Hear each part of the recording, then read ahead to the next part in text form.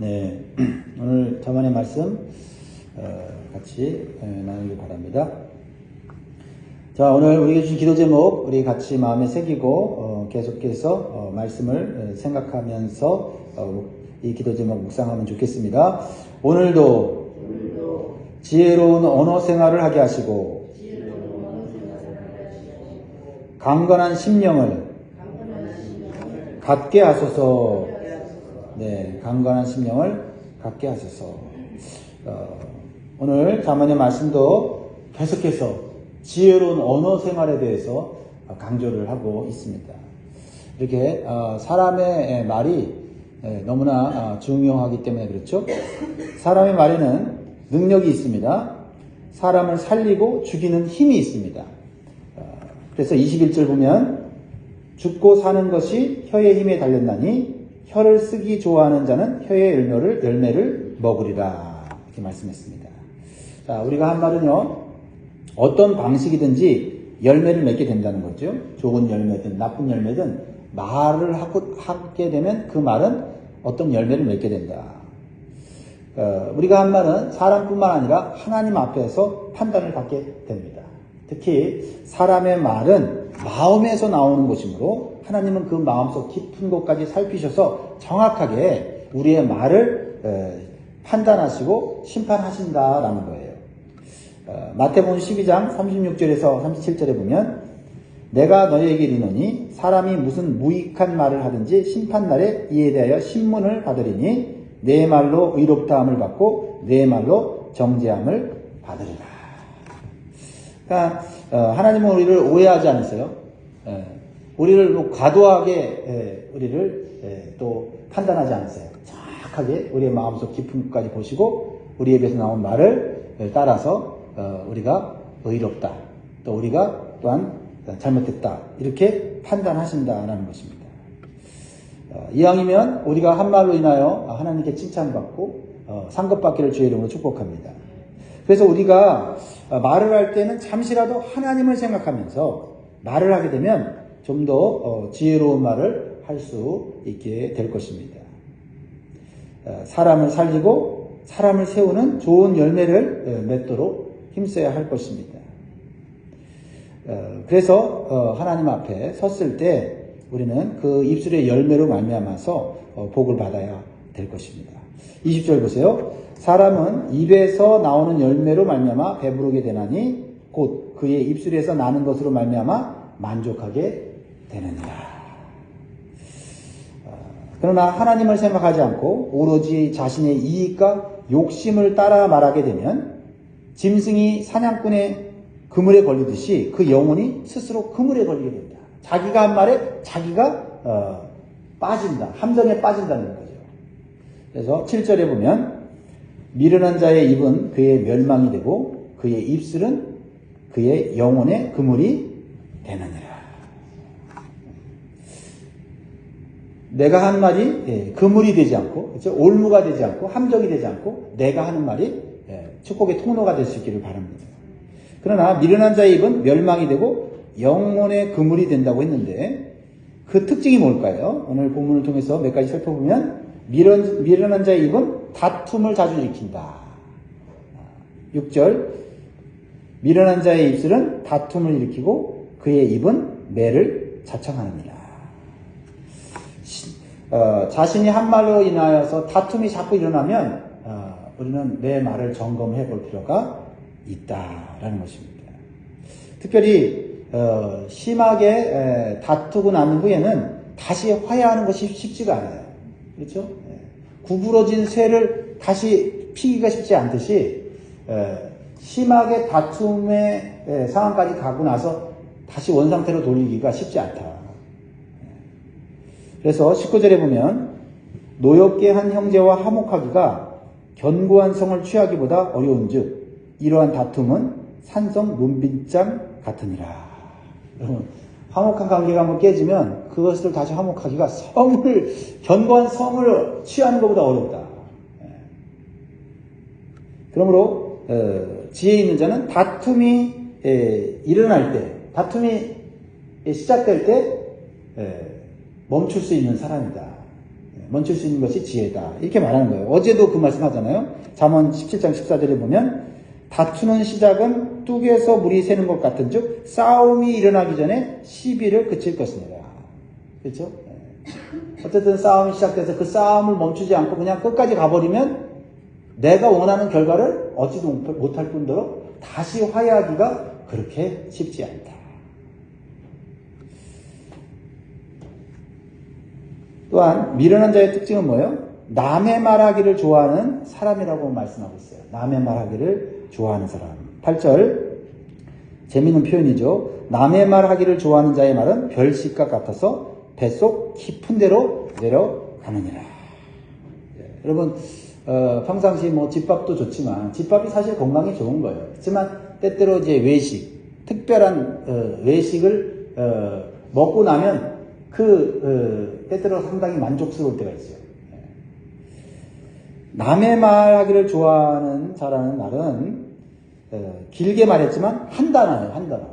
닐간이라고 하는 한 단어인데 그 뜻은 소문을 퍼뜨리는 자, 험담하는 자, 중상하는 자는 뜻이에요. 남의 말하기를 좋아한다는 이 원뜻은요. 즉 다른 사람에 대해서 지속적으로 험담하고 소문을 퍼뜨리는 그런 습관을 가진 사람을 말하고 있는 거예요. 그러니까 험담하는 말이 별식과 같다는 것은 들을 때는 맛있는 음식을 먹듯이 즐겁게 듣는다는 거예요. 그러나 그 말이 뱃속 깊이 들어가게 되면 몸 안에서 그 말이 독소가 되어서 몸에 퍼져서 상하게 한다는 거예요. 그러니까 남의 말을 들을 때는 참 즐겁게 들었지만 그 말이 험담하는 말이고 중상하는 말이면 듣는 나도 내 속에서 그것이 독소가 되어진다 라고 말하고 있는 거죠. 그러므로 우리는 근거 없는 소문이나 다른 사람의 허물을 말하기를 좋아하는 사람을 조심해야 되죠. 왜요? 같이 동조해주고 같이 그것을 즐기다가는 나도 상하게 된다.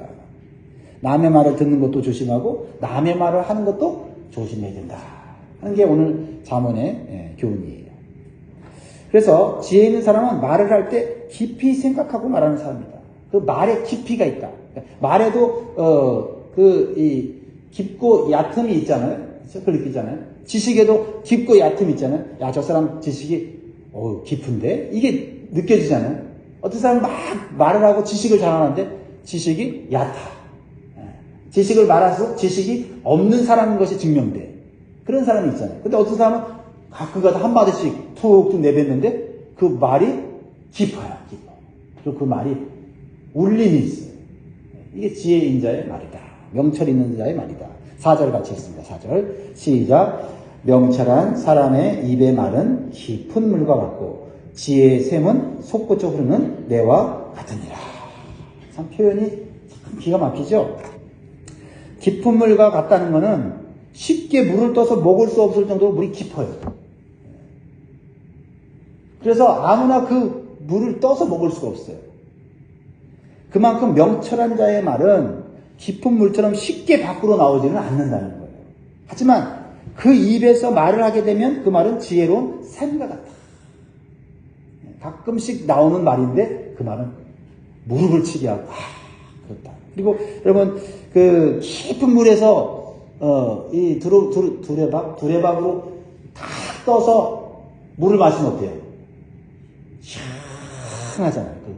그 깊은 우물물 깊은 곳에서 저 그 우물물 맛 아예 생각나네요. 산골짜기에 있는 그 우물에서 두레박으로 깊이 내려서 그 물을 딱 먹을 때 기대했던 것보다 훨씬 더 시원하고 눈이 번쩍 떠지고 정신이 바짝 나는 그 물. 그런 것처럼 우리의 말이 그렇게 되면 좋겠다. 그렇게 되기를 기도하면 좋겠다 하는 생각이 들었어요. 듣는 사람에게 지혜를 주고 해결책을 주는 시원한 말. 그만큼 깊이 생각하고 필요한 말만 하는 것입니다. 깊은 물에서 나오는 시원한 물처럼 명철한 자의 입에서 나오는 말은 갈증을 해소하는 시원한 말이 된다. 그런 말이 있다. 솔로몬은 우리에게 가르쳐주고 있어요. 또한 지혜로운 자는 다른 사람의 말을 잘 경청해서 듣는 사람이고 미련한 사람은 사연을 듣기 전에 자기 말만 하는 사람이다. 자, 13절 말씀 봅니다. 사연을 듣기 전에 대답하는 자는 미련하여 욕을 당하느니라. 다른 사람 얘기를 하는데 그 사람 얘기를 다 듣기 전에 대답하는 자를 미련한 자라. 그리고 욕을 당한다. 이렇게 말해요.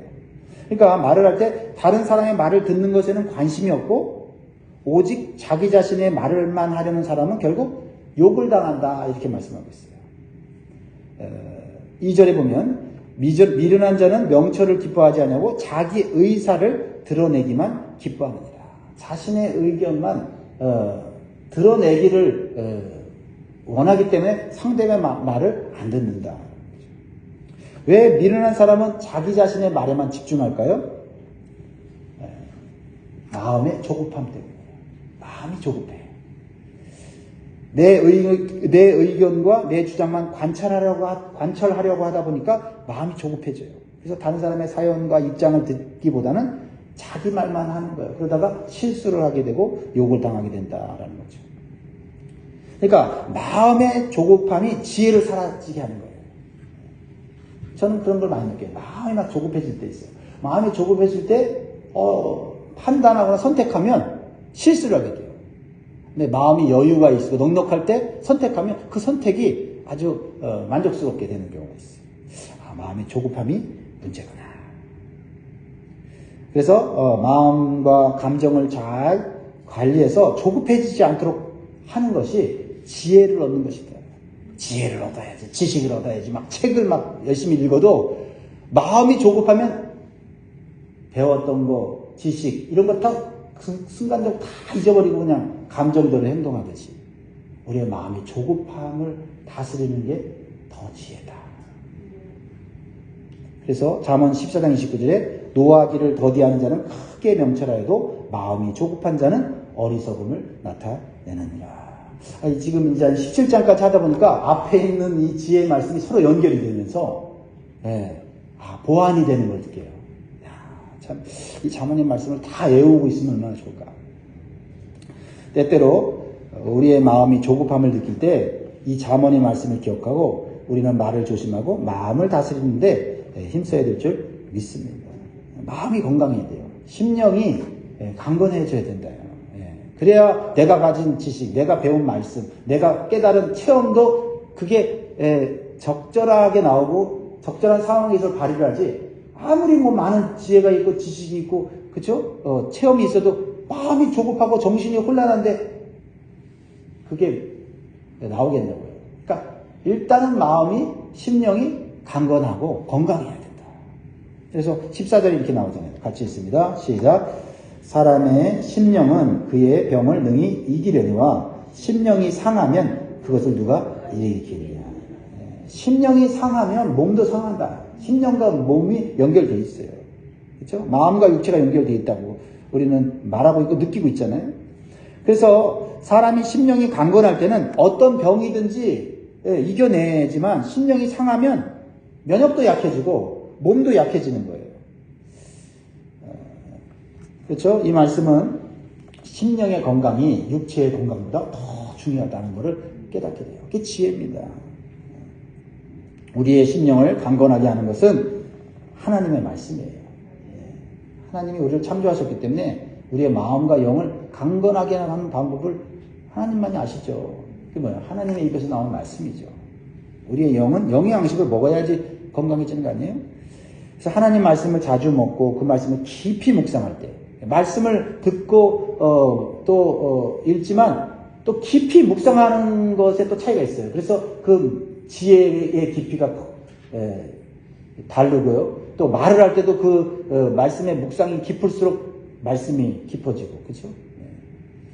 그래서 말씀을 묵상해야 된다. 깊이 읽고 듣고 묵상하는 것까지 가야 된다.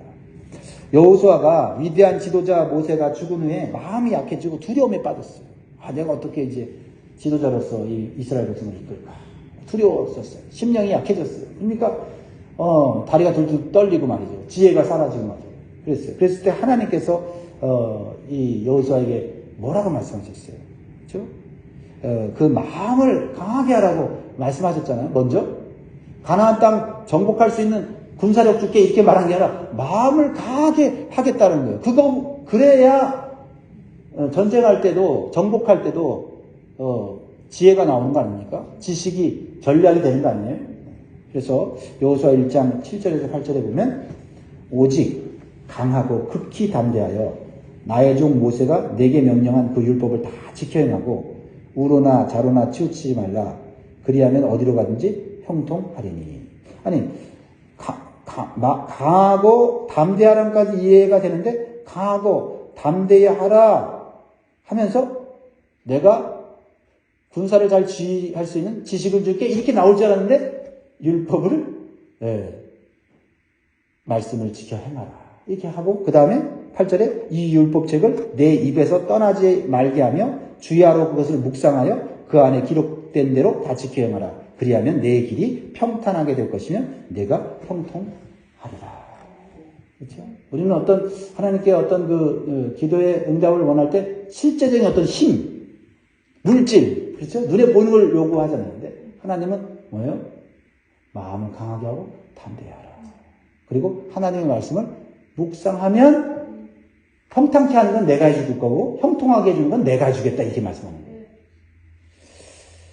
제가 말씀 묵상에 대해서 몇 차례 설교를 했죠. 그래서 묵상이라는 단어가 하가, 그렇죠?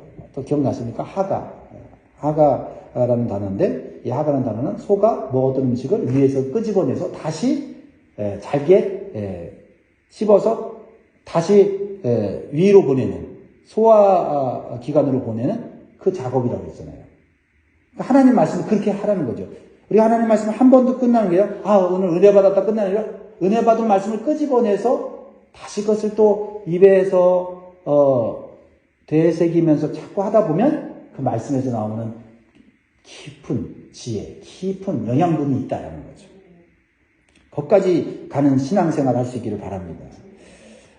그래서 그 말씀이 내 입에서 말이 되고 행동이 될 때 그 말씀은 우리를 형통과 평안의 길로 인도하는 지혜와 지식이 된다. 그렇죠? 그렇게 연결되죠. 그래서 15절에 보면 명철한 자의 마음은 지식을 얻고 지혜로운 자의 귀는 지식을 구하느니라. 이 귀가 그렇죠? 우리가 어떤 걸 들으려고 하느냐? 하나님의 말씀을 들으려고 하고 말이죠. 우리의 마음이 어떤 것을 마음에 이렇게 넣으려고 하느냐? 하나님 말씀을 넣으려고 하고 그렇게 돼야 돼요. 그러면 형통케 되고 평안케 된다. 오늘 우리가 기도할 때 내 말만 하려는 조급한 마음을 버리고 먼저 하나님의 말씀과 음성을 잘 듣는 지혜로운 귀가 되시기를 기도하기를 바라요.